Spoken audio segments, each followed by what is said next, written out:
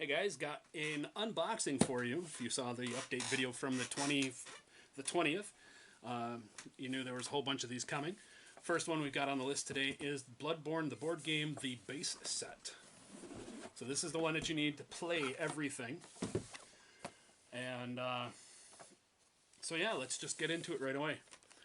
First thing you do when you open it, we get this get it here, free content. Anybody wants to stop the video and scan that QR code, don't worry, you're not stealing anything from me. I already know what it is. It is some alternate monster cards here. Next thing we got in there is the Bloodborne rulebook. You're gonna need that to know how to play. We have ourselves a whole pile of cardboard. This is all your tokens that you'll need to play with.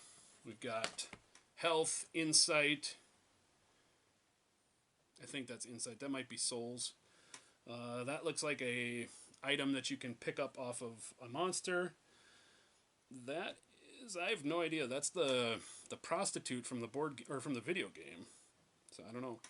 Here we have a bunch of the NPC heroes that you can find. We got some chest markers and some other stuff. On the back side, it's all pretty much the same. And then the next 5 sheets are going to be all of our tiles to play the game with. The art on these is actually quite fantastic. Next thing we've got in here, this is our enemy board. This is our hunter board. This is where we'll place all of our monsters that we're going to be dealing with.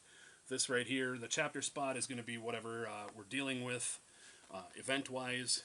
These are the available upgrades for our deck. And then down here is our timer. Once it ever gets to this end, unless it states otherwise, we automatically lose.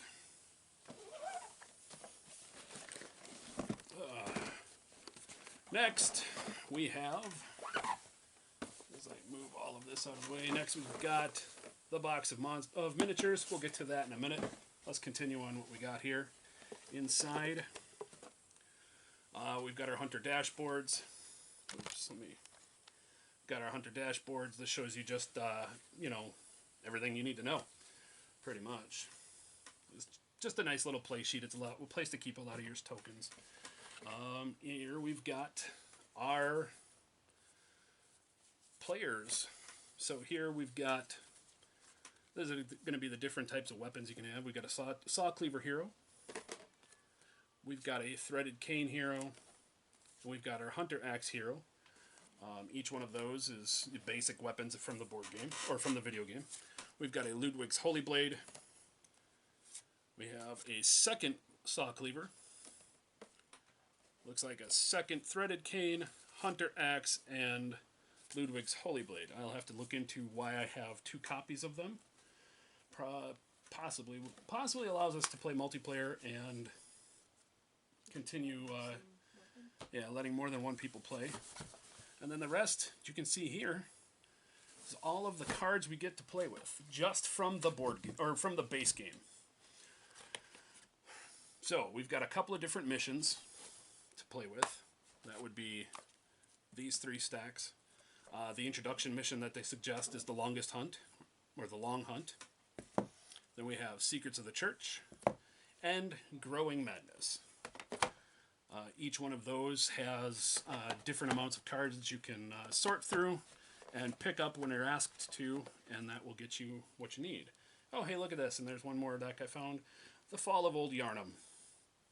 This stack here is going to be all of your boss monsters, as well as it looks like your secondary weapons of your guns.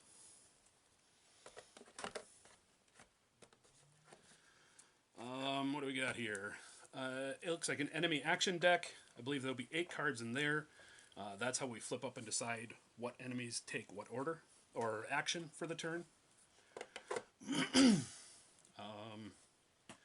Here it looks like items or artifacts. This stack is going to be your player deck. What else do we got here? We got some consumables, one-use items, and some more player cards.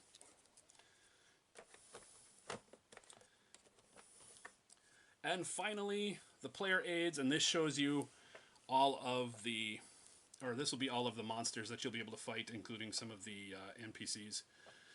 So here's the Bloody Crow of Canehurst. It tells you how much health it's got. If it tells you if it does a special attack or a basic attack, and if it uses its ability, what those all do and what speeds they go at. On that side, you got your player aid. So that takes care of everything we've seen here.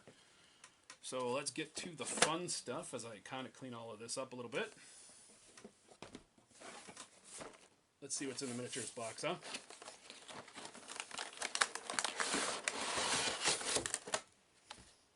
Fantastic. Alright, so as you can see, we got 3 different trays of models just in the base game. So here we'll quick show off some of the hunters. Let's see if you can get that. There's your Ludwig's Holy Blade character.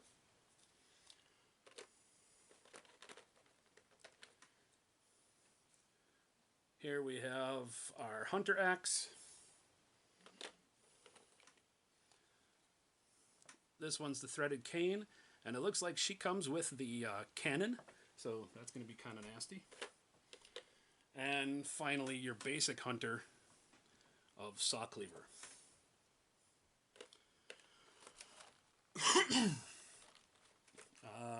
Here we got one of our bosses, Father Gascoigne, and his transformed state.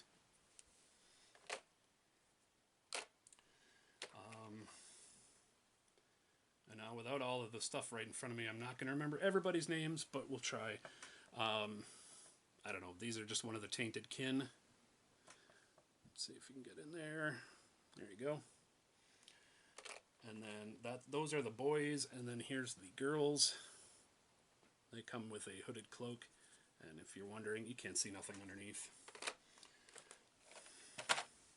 Off to the second tray, or other tray, I guess. Let's see here. We've got a Scourge Beast. I do remember those.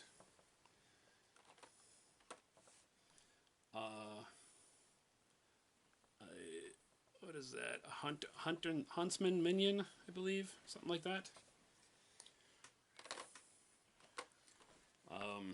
Your basic Yarnamites, so townsfolk.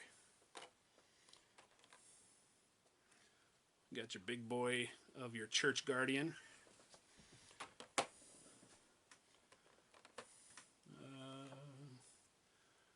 These are your little, I don't know, priestly guys. I don't know, when you get enough insight in the video game, they can be a douche.